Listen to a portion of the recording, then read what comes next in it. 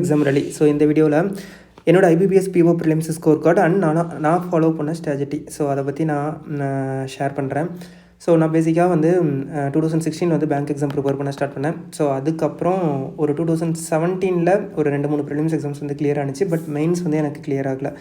So 2018 இருந்து எல்லா prelims எக்ஸாம்ஸுமே அப் டு டில் டேட் வரைக்குமே எல்லா ப்ரிலிம்ஸ் எக்ஸாம்ஸும் கிளியர் ஆனிச்சு. ஒரு 1-2 ப்ரிலிம்ஸ் மட்டும் கிளியர் ஆகலை. மீதி எல்லா prelims what the prelims IBPS PO, SBI PO, IBPS clerk, RRB clerk, so எல்லா ப்ரிலிம்ஸ் எக்ஸாமே 2018 எனக்கு கிளியர் ஆகிட்டு இருந்துச்சு.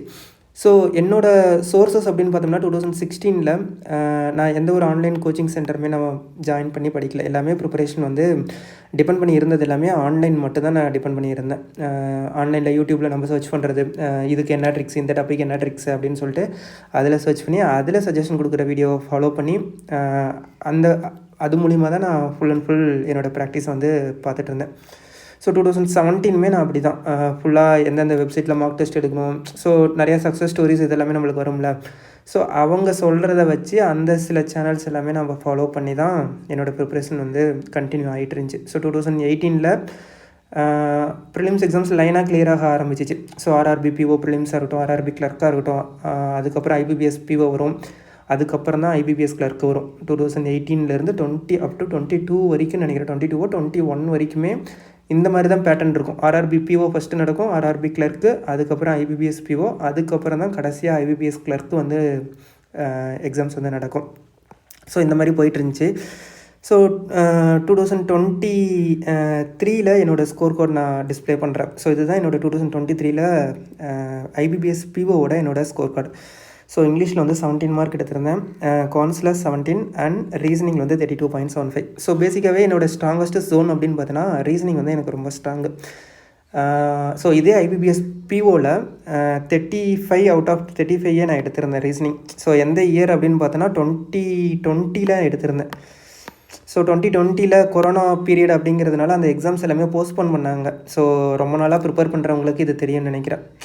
அந்த டைமில் போஸ்ட்போன் பண்ணி Jan 6 வந்து அந்த எக்ஸாம் வந்து ஐபிபிஎஸ் பிஓ எக்ஸாம் வந்து கண்டக்ட் பண்ணாங்க. ஸோ அந்த டைமில் ரீசனிங் வந்து எனக்கு 35 அவுட் ஆஃப் 35 என்னால் பண்ண முடிஞ்சிச்சு. பிகாஸ் ரீசனிங் வந்து மேக்ஸிமம் எல்லாத்துக்குமே ஓரளவுக்கு நல்ல ஸ்கோராகவே வரும் ரீசனிங் பொறுத்த வரைக்கும்.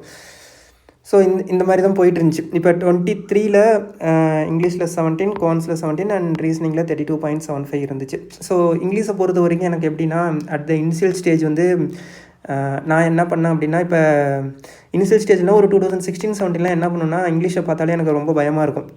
போய்ட்டு அந்த ரீடிங் காம்ப்ரிஹென்ஷனை சால்வ் பண்ணுறதோ இல்லை படிக்கிறதோ இப்போ ரீடிங் காம்ப்ரிஹென்ஷனும் படித்தாலும் ஒரு வேர்ட் கூட நம்மளுக்கு புரியாது. அங்கே கேட்டிருக்க கொஷினுக்கும் இங்கே கொடுத்துருக்க ரீடிங் காம்ப்ரிஹென்ஷனுக்கும் எதுவுமே சம்மந்தம் இல்லாத மாதிரியும் ஏதோ கண்ணை கத்தி காதில் விட்ட மாதிரியும் நம்மளுக்கு இருக்கும். எதுவுமே எனக்கு புரியாது. ரீடிங் காம்ப்ரிஹென்ஷனில் ஒரு கொஷின் கூட அட்டன் பண்ண மாட்டேன்.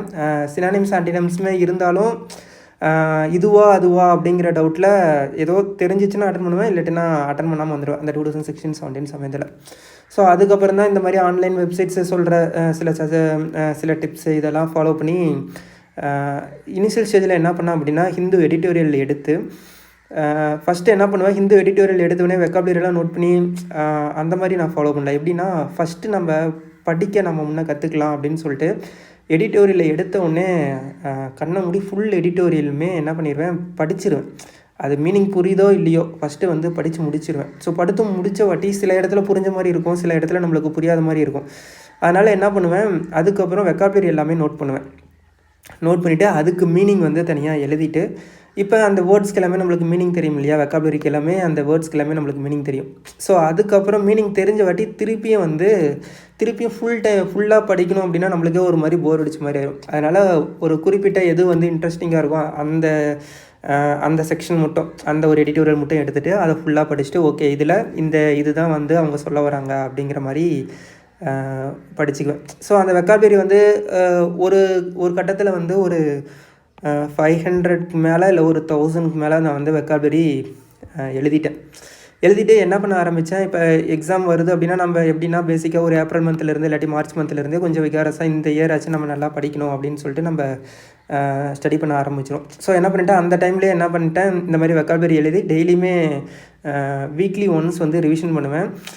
இது எப்படி இருக்குன்னா, இங்கிலீஷை பொறுத்த வரைக்கும் இப்போ இன்றைக்கி நான் ஒரு 10 வெக்காபுலரி படித்தேன் அப்படின்னா, நாளைக்கு போயிட்டு நம்ம திருப்பியும் புது வெக்காபுலரி லேர்ன் பண்ணுவோம். ஸோ புதுசாக 10 லேர்ன் பண்ணுவோம். ஸோ அப்போ நேற்று படித்த அந்த 10 வெக்காபுலரி வந்து நம்மளுக்கு ஞாபகம் இருக்கா அப்படின்ட்டு நம்ம நினச்சி பார்க்கும்போது, இப்போ மற்ற சப்ஜெக்டாக இருந்துச்சுன்னா ரீசனிங் ஆன்சர் நம்மளுக்கு பிரச்சனை இல்லை. அது எல்லாமே கான்செப்ட் ஓரியன்டட் கொஷினை பார்த்தா ஆன்சர் பண்ணுறோம். பட் வெக்காபுலரி பொறுத்த வரைக்கும் கண்டினியூஸாக நம்ம ரிவிஷன் பண்ணால் தான் நம்மளுக்கு அந்த மைண்டில் இருக்கும். இப்போ ஒரு வார்த்தையை வந்து இந்த மந்த் நம்ம வந்து ஒரு 10 வார்த்தை படிச்சிருக்கோம்னா வைங்களேன், அதை போயிட்டு நம்ம ஒரு எக்ஸாம் டைமில் ஒரு 2 மாதத்துக்கு அப்புறம் 3 மாதத்துக்கு அப்புறம் அதே வேர்டை நம்ம பார்க்கும்போது இது எங்கேயோ படிச்சுமே அப்படின்னு ஞாபகம் தான் இருக்கும்.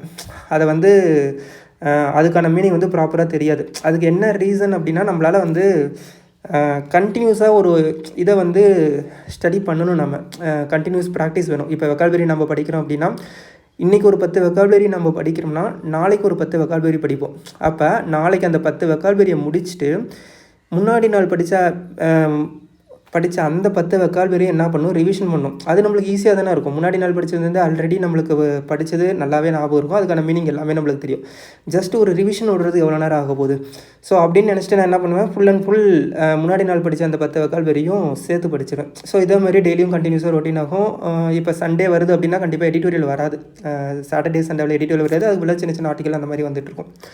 ஸோ அப்போ சண்டே என்ன பண்ணுவேன், ஃபுல்லாக உட்காந்து ஒரு ஹாஃப் அன் ஹவர் மேக்ஸிமம். ஏன்னா அந்த வீக் ஃபுல்லாகவே ஒரு 50 வெக்காபுலரி இல்லாட்டி ஒரு 60 வெக்காபுலரி நம்மளுக்கு சேர்ந்துருக்கு அப்படின்னா, அந்த 60யுமே உட்காந்து திருப்பி ரிவைஸ் பண்ணுவேன் சண்டேவில். ஓகே, இந்த வெக்காபுலரி இவ்வளோ ஆச்சா அப்படின்ட்டு. இது ஃபஸ்ட்டு கட்டத்தில் என்ன ஆகும், ஒரு ஹாஃப் அன் ஹவர் எனக்கு எடுத்துக்கும். Half an hour to 45 minutes வந்து அந்த வெக்காபுலரியை ரிவைஸ் பண்ணுறதுக்கு, அதுக்கு நான் மீனிங் அதை அப்சர்வ் பண்ணி படிக்கிறதுக்கு இந்த மாதிரி எடுத்துகிட்டு இருந்துச்சு. ஸோ டைம் ஆக ஆக ஒரு கட்டம் ஒரு 3 to 4 மந்த்தோ இல்லை 1 இயர் ஆக ஆக என்னாச்சுன்னா, இந்த வெக்காபுலரி சப்போஸ் நம்மளுக்கு ஒரு 1000 வெக்காபுலரி சேர்ந்துருக்கும். நம்ம ரிவிஷன் பண்ணுறப்ப அதோடைய டைம் வந்து ரொம்ப கம்மியாக இருக்கும். ஏன்னா அடிக்கடி அந்த வெக்காபுலரி எல்லாமே நம்ம பார்த்துருப்போம். அதுக்கான மீனிங் எல்லாமே ஆல்ரெடி தெரிஞ்சிருக்கும். அப்படிங்கிறப்ப ரிவிஷன் பண்ணுறப்ப அந்த ரிவிஷனோட டைமே நம்மளுக்கு குறைஞ்சிரும். ஸோ அந்த விதத்தில் அது ஒரு பக்கம் வந்து வெக்காபுலரி வந்து ஸ்ட்ராங் பண்ணிகிட்டே வந்தேன். அதுக்கப்புறம் கிராமர் அப்படின்னு பார்க்கும்போது, கிராமர் நான் படிச்சிருக்கேன். பட் கிராமர் பார்ட்டில் நான் மேக்ஸிமம் கான்சன்ட்ரேட் பண்ணல. ஏன்னா சின்ன வயசுலேருந்தே கிராமர் வந்து நாங்கள் ஸ்கூல் படிக்கும்போதே சார் வந்து கிராமர் எடுப்பார். அந்த கிராமருக்குலாம் புதுசாக நோட்டு போட்டு கலராக ஸ்கெட்ச் பண்ணலாம் யூஸ் பண்ணி கிராமர் எல்லாமே எழுதணும். பட் கடைசி வரைக்குமே அந்த கிராமர் பாட்டு வந்து எனக்கு ரொம்ப வீக்னஸாகவே இருந்துச்சு. இப்போயுமே அப்படி தான். எரர் ஸ்பாட்டிங் கேட்டாங்க அப்படின்னா படித்து பார்ப்பேன். அதில் ஏதாச்சும் எரர் ஸ்பாட்டிங் தெரிஞ்சிச்சுன்னா நான் அட்டன் பண்ணுவேன். தெரியல அப்படின்னா அப்படியே நான் விட்டுட்டு வந்துடுவேன். மீதி இருக்கிற எல்லா பாட்டையும் அட்டன் பண்ண நான் பார்ப்பேன். இப்போ இங்கிலீஷ் அப்படின்னா எரர் ஸ்பாட்டிங் 5 கேட்குறாங்க. மீதி இருக்கிற 25ல் நான் ஃபுல்லாகவே ஸ்கோர் பண்ண பார்ப்பேன் அந்த 25 கொஷின்ஸில். ஸோ இந்த மாதிரி தான் கிராமர் பாட்டு போணுச்சு. பட் கிராமர் வந்து என்னை பொறுத்த வரைக்கும் கிராமர் பாட்டில் என்ன நான் சொல்லுவேன் அப்படின்னா, எல்லா வெக்காபுலரி ரூல்ஸுமே பார்த்துக்கிறது பெட்டர். ஏன் அப்படின்னா, எப்போ வேணாலும் நம்மளுக்கு வந்து அந்த வெக்காபுலரி ரூல்ஸ் வந்து நம்மளுக்கு கை கொடுக்கும். ஏன்னா இப்போ வந்து ட்ரெண்டிங் எல்லாமே அப்போ இருந்த ட்ரெண்டிங்க்கும் இப்போ இருக்கிற ட்ரெண்டிங்க்குமே எல்லாமே மாறிட்டே வருது.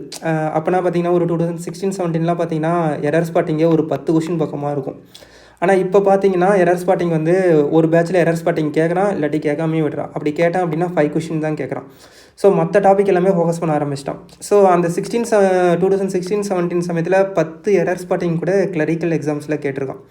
ஸோ அப்போ அந்த கிராமர் பாட்டு மேஜர் ரோல் ப்ளே பண்ணிச்சு. இப்போயுமே ப்ளே பண்ணுது, நான் ப்ளே பண்ணலன்னு சொல்ல. பட் ஃபுல்லாக கிராமரை படித்தாவே நம்ம இங்கிலீஷ் கிளியர் பண்ணிடலாம் அப்படிங்கிற இது மட்டும் நம்ம இது பண்ணக்கூடாது. கிராமரும் நம்மளுக்கு ஹெல்ப் பண்ணும். கண்டிப்பாக ஒரு இடத்துல வந்து இப்போ ஆர்டிக்கலுக்கு முன்னாடி வந்து அதாவது வவல்ஸ்க்கு முன்னாடி வந்து ஏ அந்த மாதிரி தான் வரும். ஸோ அப்படிங்கிற ஒரு சின்ன சின்ன கிராமர் ஒன்றா இருக்கலாம். அதெல்லாம் வந்து எப்போனா மெயின்ஸில் இல்லாட்டி ப்ரிலிம்ஸ்லேயே ஒரு சில டைம் வந்து அதெல்லாம் ஹெல்ப் பண்ணும். ஸோ அந்த மாதிரி கிராமர் பாட்டும் கொஞ்சம் ஃபோக்கஸ் பண்ணி வச்சுக்கோங்க. கிராமர் ஃபுல்லாகவே அவாய்டும் பண்ணக்கூடாது. கிராமர் படிக்கிறது நல்லது தான், ஓகேவா? ஸோ அதுக்கு அடுத்தது மற்ற பாட்டு எல்லாமே நான் என்ன பண்ணுவேன், இப்போ ரீடிங் காம்ப்ரிஹென்ஷன் அட்டன் பண்ணுறது, இது எல்லாமே நம்ம கண்டினியூஸாக அந்த வெக்காபுலரி படிக்கிறது, அந்த ரீடிங் ஸ்கில்லை வந்து நம்ம இம்ப்ரூவ் பண்ண இந்த க்ளோஸ் டெஸ்ட்னால் ரொம்ப, அதுக்கப்புறம் ஒரு ஸ்டேஜுக்கு அப்புறம் இந்த க்ளோஸ் டெஸ்ட்டு, சிங்கிள் ஃபில்லரு, அதுக்கப்புறம் வேர்டு யூசேஜு, அதுக்கப்புறம் சென்டென்ஸ் ரீஅரேஞ்ச்மெண்ட்டு. ஃபஸ்ட்லலாம் பார்த்தீங்கன்னா ஜம்பிள்டு சென்டென்ஸ்லாம் அட்டன் பண்ணும்போது ரொம்ப இதாக இருக்கும். எந்த சென்டென்ஸ்டா ஃபஸ்ட்டு சென்டென்ஸு, எந்த சென்டென்ஸ்டா செகண்ட் சென்டென்ஸு. ஏன்னா இப்போ கோச்சிங் சென்டரும் போயிருந்தோம்னா ஒரு சில இடத்துல சொல்லுவாங்க. பட் நாம் வந்து வீடியோஸ் இதெல்லாம் பார்த்து தான் இது பண்ணோம். ஸோ அதனால் எப்படி அப்ரோச் பண்ணுறது இதெல்லாமே கொஞ்சம் இனிஷியல் ஸ்டேஜில் லேகிங்காகவே இருந்துச்சு. அதனால் சென்டென்ஸ் ரீஅரேஞ்ச்மெண்ட்னா எப்படி ஃபஸ்ட்டு சென்டென்ஸ் கண்டுபிடிக்கிறது, எப்படி செகண்ட் சென்டென்ஸ் கண்டுபிடிக்கிறது, இதெல்லாமே கொஞ்சம் இதாக இருந்துச்சு. அதுக்கப்புறம் கொஞ்சம் ப்ரிப்பரேஷன் ஆக ஆக எல்லாமே சென்டென்ஸ் ரீஅரேஞ்ச்மெண்ட்டு, ஜம்பிள்டு சென்டென்ஸ், இது தான் ரூல்ஸு, இப்படி தான் சென்டென்ஸ் வந்து ஸ்டார்ட் ஆகும். இதுக்கப்புறம் இந்த மாதிரி ஃபாலோ வந்துச்சுன்னா அதுதான் செகண்ட் சென்டென்ஸு, தேர்டு சென்டென்ஸு அப்படிங்கிற ஃபாலோ ஆகிறப்ப இது எல்லாமே எனக்கு ஸ்ட்ராங்கஸ்ட்டு ஜோனாக மாறிட்டு வந்துச்சு. ஸோ ஜம்பிள்டு சென்டென்ஸ் வந்தாலும் எல்லாமே ஃபுல்லாக கரெக்டாக பண்ணிடலாம். சிங்கிள் ஃபில்லர், டபுள் ஃபில்லரு, அதுக்கப்புறம் மேட்ச் தி காலமு. ஸோ இதெல்லாமே ரொம்ப ஸ்ட்ராங்கஸ்ட்டு ஜோனாக இருந்துச்சு. இப்போயுமே ரீடிங் காம்ப்ரிஹென்ஷன் வந்து இன்னுமே ஸ்ட்ராங்கஸ்ட்டு ஜோனாக மாறல. ஏன்னா அது நம்மளால் ப்ரிடிக்ட் பண்ணவே முடியாது. ஒரு சில எக்ஸாம்ஸில் வந்து ரீடிங் காம்ப்ரிஹென்ஷன் ரொம்ப ஈஸியாக கேட்டுருவோம். ஒரு சில எக்ஸாம்ஸில் என்ன பண்ணுவான், ரீடிங் காம்ப்ரிஹென்ஷன் ஏதோ இன்டெப்த்தாக கொஷின் எடுக்கிற மாதிரி பேசேஜ் ஒன்று இருக்கும், கேட்டிருக்க கொஷின் ஒன்று இருக்கும்.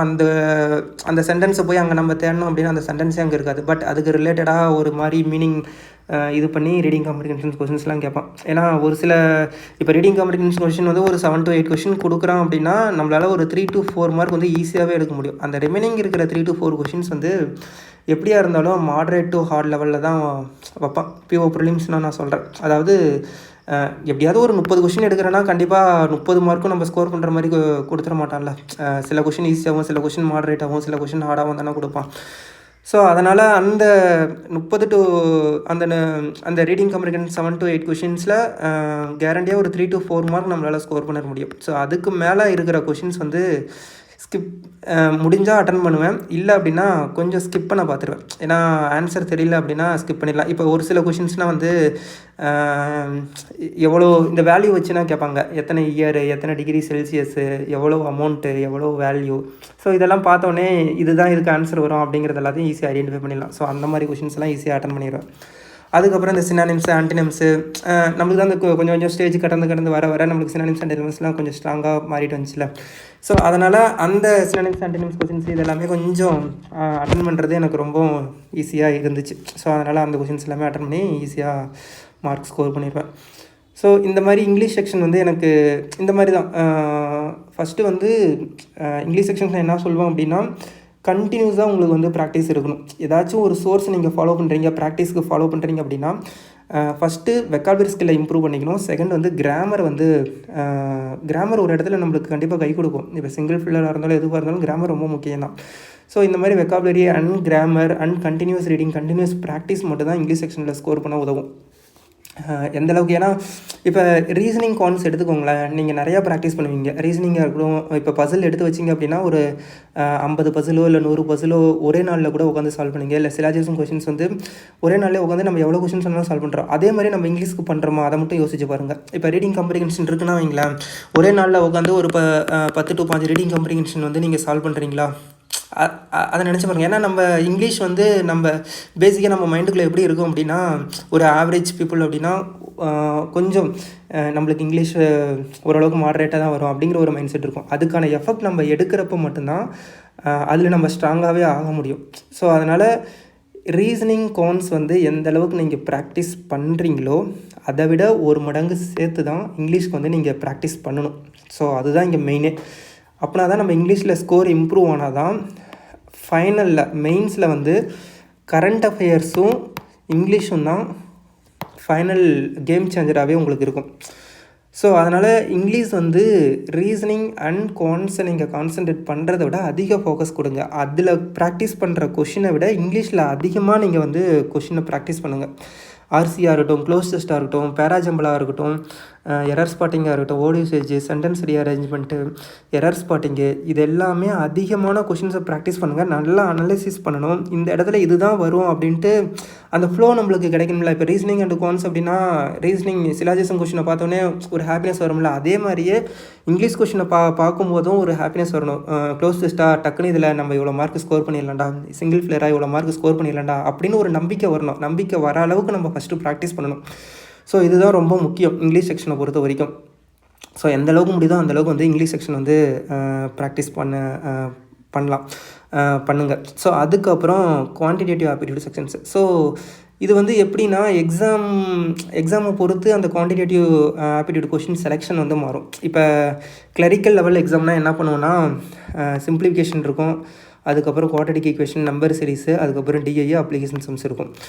ஸோ கிளரிக்கல் எக்ஸாம்ஸில் ஒரு 30க்கு மேலே நம்ம கவுன்ஸில் எடுக்கணும் அப்படின்னா கண்டிப்பாக அப்ளிகேஷன் சம்ஸ் வந்து நம்ம அட்டன் பண்ணணும். பட் ஐபிபிஎஸ் பிஓ ப்ரிலிம்ஸை பொறுத்த வரைக்கும் என்னோடய ஸ்ட்ராட்டஜி எப்படி இருக்கும் அப்படின்னா, நான் அப்ளிகேஷன் சம்ஸ் வந்து ஃபஸ்ட்டு தொடவே மாட்டேன். பிஓ ப்ரிலிம்ஸை பொறுத்த வரைக்கும் அந்த அப்ளிகேஷன் சம்ஸ் வந்து இப்போ ஒரு 10 அப்ளிகேஷன் சம்ஸ் கொடுக்குறோம் அப்படின்னா 3 to 4 அப்ளிகேஷன் சம்ஸ் வந்து கண்டிப்பாக ஈஸியாக தான் இருக்கும். மீதி இருக்கிற கொஷின்ஸ் தான் ஒரு 2 to 3 கொஷின் மாடரேட்டாக இருக்கும். அதுக்கு அடுத்து ஒரு 3 to 2 கொஷின்ஸ் வந்து கொஞ்சம் ஹார்ட் லெவலில் இருக்கும். ஸோ அந்த 3 to 4 கொஷினுமே நான் ஃபஸ்ட்டு அட்டன் பண்ண மாட்டேன். அந்த ஈஸியாக இருக்கிற 3 to 4 கொஷின்ஸுமே எப்போ அட்டன் பண்ணோன்னா, இந்த பிஓ ப்ரிலிம்ஸை பொறுத்த வரைக்கும் அப்ராக்சிமேஷன் கொஷின்ஸ் வந்து கண்டிப்பாக ஒரு 5 கொஷின் கேட்டுருவான். அதுக்கப்புறம் ஒரு குவாட்ரடிக் ஈக்குவேஷன் 5 கொஷின் கேட்டுருவான்.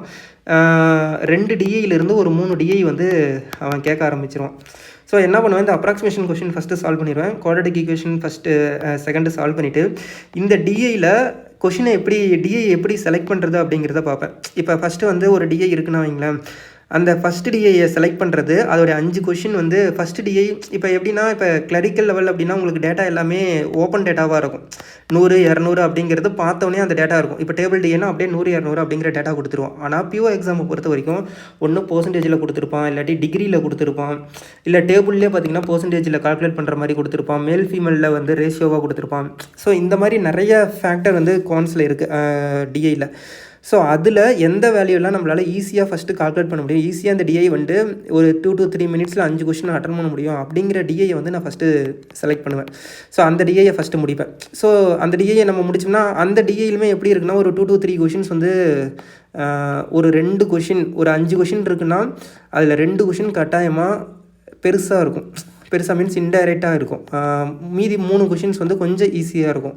ரொம்ப ஈஸின்னு சொல்ல முடியாது, ரொம்ப ஈஸின்னு எப்படி சொல்லலாம். இப்போ 3 டிஐ கொடுக்குறோம் அப்படின்னா அதில் ஒரு 15 கொஷின் வருதுன்னா கண்டிப்பாக 5 கொஷின் ரொம்ப ஈஸியாக தான் இருக்கும். Like difference, ratio. ஸோ இந்த மாதிரி கொஷின்ஸ் வந்து 5 கொஷின் நம்ம ஈஸியாக மார்க் ஸ்கோர் பண்ணுற மாதிரி தான் வச்சுப்போம். ஸோ ரிமைனிங் ஒரு 3 to 4 கொஷின்ஸ் வந்து ஓரளவுக்கு மாடரேட் லெவலில் வச்சுருப்பான். ஒரு 3 கொஷின் 5 டிஐயும் சேர்த்து ஒரு 3 to 4 கொஷின்ஸ் வந்து கொஞ்சம் மாடரேட் லெவல் டு ஹார்ட் லெவலில் வச்சுருப்பான். அதில் தான் நம்ம இன்டைரக்ட் கொஷின்ஸ் அப்படின்னு சொல்லுவோம்.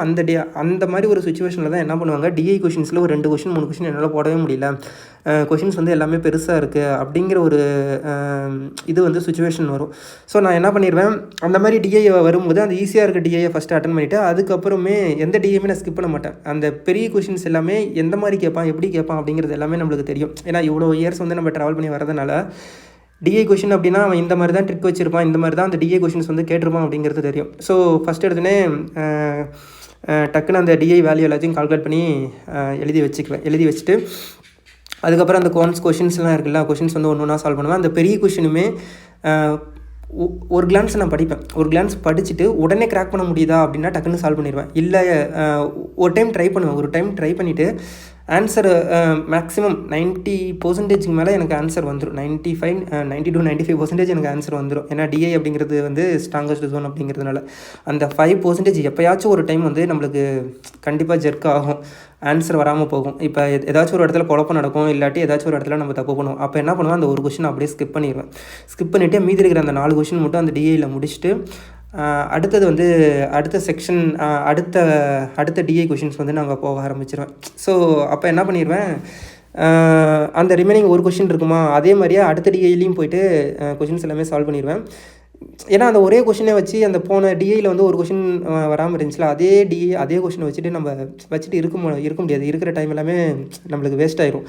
அதுதான் நம்ம பண்ணுற மேக்ஸிமம் தப்பு. கொஷின் வரலையே அப்படின்னு சொல்லிட்டு ஒரே கொஷின்ஸ்லேயே வந்து நம்ம உட்காந்துருக்கூடாது. ஸோ அடுத்த கொஷின் ஸ்கிப் ஆகிட்டு போயிட்டே இருக்கணும். ஒரு டைம் ட்ரை பண்ணி ஆன்சர் வரலையா, எந்த இடத்துலையுமே சரி, ஒரு டைம் ட்ரை பண்ணி ஆன்சர் வரலையா டக்குன்னு ஸ்கிப் பண்ணிடுங்க. அதே கொஷினை செகண்ட் டைம் மட்டும் ட்ரை பண்ணவே பண்ணாதீங்க. அது செகண்ட் டைம் எப்போ ட்ரை பண்ணணும் அப்படின்னா எல்லாத்தையும் முடிச்சுட்டு திருப்பி ரிட்டன் வருவீங்க பார்த்தீங்களா, அந்த ரிட்டன் வந்துட்டு அப்போ ட்ரை பண்ணுங்கள். ஏன்னா நம்மள்ட்ட தான் அந்த ஒர்க் அவுட் பேப்பர் இருக்குது இல்லையா, ஜஸ்ட்டு ஒரு டைம் திருப்பி பார்த்துட்டு ஓகே டேட்டா எல்லாமே நம்மளுக்கு இருக்கும், ஸோ இப்போ இந்த கொஷினை ட்ரை பண்ணி பார்க்கலாம் அப்படிங்கிறப்ப ஒரு கான்ஃபிடென்ட் கிடைக்கும். ஏன் அப்படின்னா நீங்கள் ஃபஸ்ட்டு டைம் ட்ரை பண்ணும்போது என்ன இருக்குன்னா நம்பர் ஆஃப் கொஷின்ஸ் வந்து நீங்கள் அட்டன் பண்ணது கம்மியாக இருக்கும். ஸோ அந்த டைமில் செகண்ட் டைம் ட்ரை பண்ணும்போது ஃபஸ்ட்டு டைம் ட்ரை பண்ணி ஆன்சர் வரலினாவே நம்ம மைண்ட் என்ன ஆயிரும், என்னடா அது ஏதோ ஒரு இடத்துல மிஸ்டேக் பண்ணியிருக்கோம், கொஷின் ஆன்சர் வரல அப்படிங்கிற மைண்ட் வந்து ஃபிக்ஸ் ஆயிரும். ஸோ செகண்ட் டைம் ட்ரை பண்ணும்போது ஒரு பதட்டத்தோடவே அந்த செகண்ட் டைம் வந்து நம்ம ட்ரை பண்ணுவோம். அப்போ என்ன ஆயிரும், கரெக்டாக நம்ம பண்ண மாட்டோம். ஸோ இப்போ ஒரு கிளான்ஸ் எல்லா கொஷினும் முடிச்சுட்டு திருப்பியும் வந்து அகைன் ஓரளவுக்கு நம்ம ஒரு 10 கொஷினோ 15 கொஷினோ இல்லை 20 கொஷினோ வந்து அட்டன் பண்ணியிருப்போம். அதுக்கப்புறம் வந்து இந்த கொஷினை நம்ம ட்ரை பண்ணும்போது நம்மளுக்குள்ளே ஒரு கான்ஃபிடென்ட் இருக்கும். ஒரு 10 to 15 கொஷின் நம்ம அட்டன் பண்ணிட்டோம், இந்தமாரி அட்டன் பண்ணுறது எல்லாமே நம்ம கட் ஆஃப்க்கு மேலே தான் நம்மளுக்கு ஒரு நல்ல ஸ்கோர் வரணுங்கிறதுக்காக தான் அட்டன் பண்ணுறோம் அப்படிங்கிற மாதிரி நம்மளுக்கு ஒரு மைண்ட் இருக்கும். ஸோ அப்போ வந்து நீங்கள் அந்த கொஷினை வந்து ட்ரை பண்ணும்போது உங்களுக்கு எந்த இடத்துலையுமே அந்த மைண்ட் என்ன பண்ணும், தப்பு பண்ண விடாது. இது எப்படியாவது நம்ம கிராக் பண்ணோம் அப்படிங்கிற ஒரு மைண்டு தான் இருக்கும். ஒரு கான்ஃபிடென்ட் கிடச்சிடும், நம்ம வந்து ஓரளவுக்கு டீசெண்டாக அட்டன் பண்ணிட்டோம், நம்மளால் வந்து இந்த கொஷினை கிராக் பண்ண முடியும் அப்படிங்கிற ஒரு கான்ஃபிடென்ட் வந்துடும். அப்போ நீங்கள் ட்ரை பண்ணிங்கன்னா கண்டிப்பாக அந்த இடத்துல நம்மளுக்கு சக்ஸஸ் கிடச்சிரும். ஸோ இந்த மாதிரி தான் டிஏ கொஷின்ஸ் எல்லாமே மோஸ்ட்டாக அட்டன் பண்ணி என்ன பண்ணிடுவேன், அப்ராக்சிமேஷனு, குவாட்ரடிக் ஈக்குவேஷனு, டிஏ கொஷினு. இந்த டிஏ கொஷினில் என்ன பண்ணுவேன், கேஸ்லெட் இருந்துச்சுன்னா கேஸ்லெட் வந்து ஃபஸ்ட்டு பார்ப்பேன். கேஸ்லெட் வந்து ஆப்ஷன்ஸில் வச்சுட்டு மீதி இருக்கிற அந்த அப்ராக்சிமேஷன் குவாட்ரடிக் 10 மார்க் வந்துடும். அடுத்த டிஏயில் வந்து அடுத்த 2 டிஏ இருந்துச்சுன்னா அந்த 2 டிஏயில் 10 மார்க் வந்துடும், ஒரு 20 மார்க் வந்துடும். இல்லாட்டி ஒரு டிஏ இருந்துச்சுன்னா 15 மார்க் நான் ஸ்கோர் பண்ணிடுவேன். ஸோ அதுக்கு அடுத்தது நம்ம மார்க் ஸ்கோர் பண்ணுறது ஒன்று நான் கேஸ்லெட் சூஸ் பண்ணணும், இல்லாட்டி 10 அப்ளிகேஷன் சம்ஸ் சூஸ் பண்ணணும். ஸோ கேஸ்லெட்டை ஒரு டைம் பார்ப்பேன். இந்த கேஸ்லெட்டுக்குள்ளே என்ன பண்ணுவாங்க, இந்த எய்தரார்னா வச்சு கேஸ்லெட் வந்து கேட்பாங்க.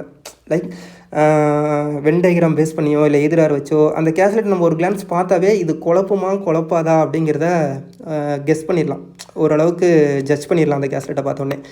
ஈஸியான கேஸ்லெட்டு எதுவுமே ஒரு காம்ப்ளிகேட்டட் இல்லை, எல்லாமே பர்சன்டேஜ் ரேஷியோ அந்த மாதிரி தான் அவங்க கேட்டிருக்காங்க அப்படின்னா கேஸ்லெட் உட்காந்து ட்ரை பண்ண ஆரம்பிப்பேன். அதே மாதிரி கேஸ்லெட் நம்பர் ஆஃப் கொஷின்ஸையும் பார்த்துப்பேன். என்ன பண்ணிடுவானுங்கன்னா கேஸ்லெட்டில் ஒரு சில டைமில் 3 கொஷின் 4 கொஷின் தான் வைப்பானுங்க. நம்ம கஷ்டப்பட்டு வந்து அந்த கேஸ்லெட்டை சால்வ் பண்ணியிருப்போம். ஆனால் கடைசியில் பார்த்தீங்கன்னா 3 கொஷின் தான் இருக்கும். அப்போ நம்ம சால்வ் பண்ண டைம் எல்லாமே வேஸ்ட். அந்த டைமில் போய்ட்டு நம்ம ஒரு அப்ளிகேஷன் சம்ஸ் நம்ம செலக்ட் பண்ணி அட்டன் பண்ணியிருந்தாலும் அதோட 1 மார்க் 2 மார்க் நம்ம சேர்த்து அட்டன் பண்ணியிருப்போம். ஸோ அந்த மாதிரி கேஸ்லெட்டில் அந்த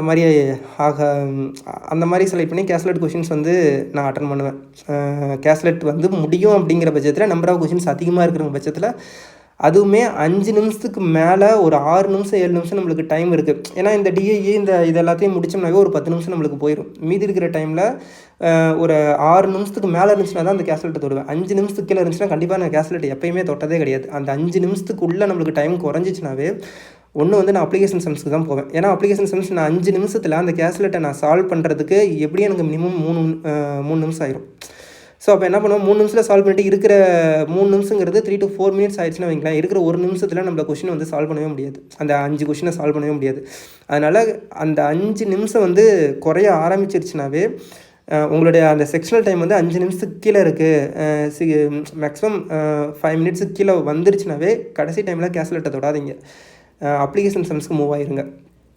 ஸோ இப்போ என்ன பண்ணுவேன், அப்ளிகேஷன் சம்ஸ் எல்லாமே அந்த 5 நிமிஷத்துக்குள்ளே இருந்துச்சுன்னா அப்ளிகேஷன் சம்ஸ் போயிட்டு அந்த ஒரு 3 to 4 கொஷின் வந்து ஈஸியாக இருக்குன்னு சொல்லலை, அந்த 3 to 4 கொஷின் வந்து ஸ்கோர் பண்ணிட்டு வந்துடுவேன். ஸோ அதுக்கப்புறமே சப்போஸ் கேஸ்லெட் வந்து கஷ்டமாக இருந்துச்சுன்னா அப்ளிகேஷனில் போயிட்டு அப்ளிகேஷனை உட்காந்து எல்லாத்தையும் பற்றி நான் ட்ரை பண்ணவே மாட்டேன்.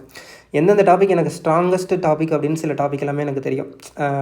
இந்த ப்ராஃபிட் அண்ட் லாஸ் வரதாக இருக்கட்டும், இல்லை பர்சன்டேஜாக இருக்கட்டும், ஆவரேஜாக இருக்கட்டும், ஏஜஸாக இருக்கட்டும், அதுக்கப்புறம் இன்கம் எக்ஸ்பெண்டிச்சர், இதெல்லாமே நம்ம ஸ்பெசிஃபிக்காக இந்த ட்ரெயின் இதெல்லாமே சூஸ் பண்ணி அட்டன் பண்ணோம்னா ஒரு 5 to 6 மார்க் வந்து எந்த மாதிரி அவன் காம்ப்ளிகேட்டாக கொடுத்துருந்தாலும் அதை நம்ம சால்வ் பண்ணுற மாதிரி ஒரு ஏன்னா நம்மளுக்கு தெரியுமில்ல நம்ம எந்த டாப்பிக்கில் வந்து ஸ்ட்ராங்கு எந்த டாப்பிக்கில் வீக்கு அப்படின்னு சொல்லிட்டு நம்மளுக்கு தெரியுமில்ல. ஸோ அந்த மாதிரி வந்து அந்த கொஷினை வந்து செலக்ட் பண்ணி அந்த 5 to 6 கொஷின் வந்து அப்ளிகேஷனில் ஸ்கோர் பண்ணுற மாதிரி நான் பார்த்துக்குவேன். ஸோ அதுக்கப்புறம் இதில் அப்ளிகேஷன் சம்ஸ் வந்துருச்சிங்களா. ஸோ இதுதான் கான்ஸ் அப்படின்னா இந்த மாதிரி தான் நான் ஃபாலோ பண்ணுவேன். பிஓ அப்படின்னா இந்த மாதிரி தான் ஃபஸ்ட்டு வந்து எது ஈஸியாக ஸ்கோர் பண்ண முடியுமோ அப்ராக்சிமேஷன் குவாட்ரடிக்கு வந்து ஈஸியாக ஸ்கோர் பண்ணிவிட்டு அதுக்கப்புறம் டிஐ வந்து ஸ்கோர் பண்ணிவிட்டு கேஸ்லெட் இருந்துச்சுன்னா முடிஞ்சிச்சுன்னா கேஸ்லெட்டு, அந்த வித்தின் டைமுக்குள்ளே இருந்துச்சுன்னா கேஸ்லெட்டு, அப்படி இல்லை அப்படின்னா அப்ளிகேஷன் சம்ஸ். ஸோ இந்த மாதிரி ஸ்கோர் பண்ணி ஓரளவுக்கு டீசெண்டாக ஒரு நல்ல அட்டம்ப்ட் கொடுத்துருவேன். கான்ஸில் வந்து நல்லாவே ஸ்கோர் பண்ண முடியும். ஸோ அந்த மாதிரி நான் ஸ்கோர் பண்ணிடுவேன். அதுக்கப்புறம் ரீசனிங் அப்படின்னு நம்ம வந்தோம்னா ஸ்ட்ராங்கஸ்ட் ஜோனே நம்மளுக்கு ரீசனிங் தான். அதனால் என்ன பண்ணுவேன், ரீசனிங்கில் ஃபஸ்ட் எடுத்தோடனே ஃபுல்லாகவே ஒரே நிமிஷம்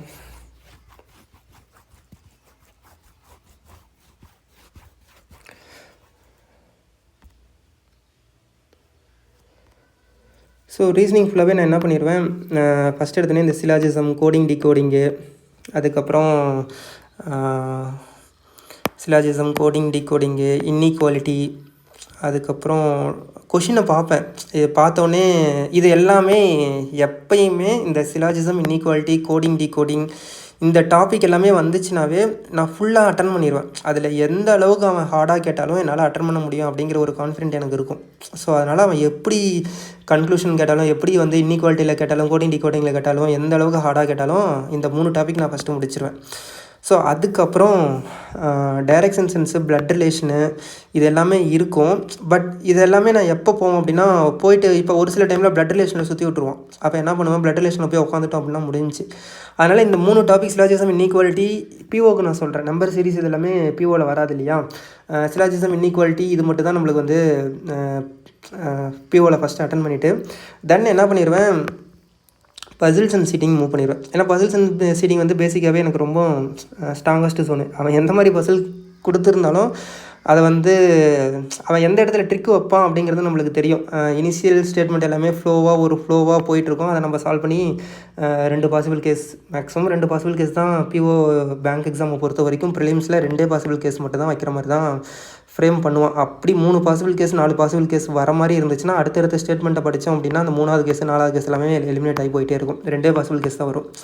ஸோ எந்த மாதிரி அவன் சீட்டிங் அரேஞ்ச்மெண்ட் வந்து அவன் கேட்டாலும் அந்த சீட்டிங் அரேஞ்ச்மெண்ட்டு சால்வ் பண்ணிடலாம் அப்படின்னு ஒரு நம்பிக்கை இருக்கும். அதனால் என்ன பண்ணுவேன், இந்த சிலாஜிசம், இன்இக்வாலிட்டிக்கு அப்புறம் இந்த சீட்டிங் அரேஞ்ச்மெண்ட்டு, பசிலு இது எல்லாமே 5 மார்க் இல்லையா. ஸோ அதனால் இப்போ சிலாஜிசம், இன்இக்வாலிட்டி, அதுக்கப்புறம் இந்த டாபிக் எல்லாமே ஸ்கோர் பண்ணால் ஒரு 15 மார்க் வந்துடும். சீட்டிங் அரேஞ்ச்மெண்ட்டுக்கு வந்து நம்ம பிஓ ப்ரிலிம்ஸில் பார்த்திங்கன்னா மினிமம் 15 கேட்டுருவோம். கண்டிப்பாக 3 சீட்டிங் அரேஞ்ச்மெண்ட் வந்து மினிமமாக கேட்டுருவான். மேக்ஸிமம் வந்து ஒரு 22 வரைக்கும் அவன் கொடுப்பான்.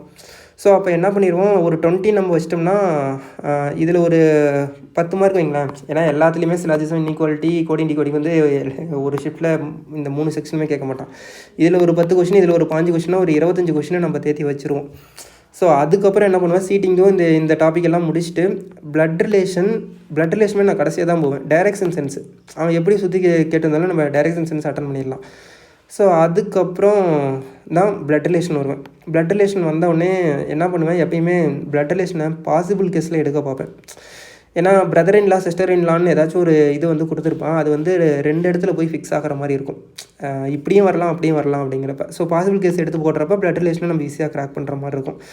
ஸோ பிளட் ரிலேஷனும் போட்டுருவேன். அதுக்கப்புறம் மிஸ்லனஸ் கொஸ்டின்ஸ் வந்து அதுக்கப்புறம் நம்ம டைம் பார்த்தோம் அப்படின்னா, ஏன்னா பிஓ ப்ரிலிம்ஸ், கிளர்க் ப்ரிலிம்ஸ் இருந்தால் நம்ம அட்டன் பண்ணிவிட்டு 5 நிமிஷம் 10 நிமிஷம் கூட 5 to 6 மினிட்ஸ் கூட சும்மா உட்காந்துருப்போம். ஆனால் பிஓ ப்ரிலிம்ஸுங்கிறப்ப டைம் வந்து ரொம்ப முக்கியம். எவ்வளோ சீக்கிரம் இந்த பசில்ஸ் அண்ட் சீட்டிங்கில் நம்ம சால்வ் பண்ணி டைமை மிச்சம் பண்ணுறோமோ அந்த டைமை வந்து இந்த மாதிரி சின்ன கொஷின்ஸ்லாம் இருக்குல்ல, பிளட் ரிலேஷன், மிஸ்லனஸ் கொஷின்ஸ் இதெல்லாம் அட்டன் பண்ணுறதுக்கு நம்ம டைம் ஸ்பெண்ட் பண்ணலாம்.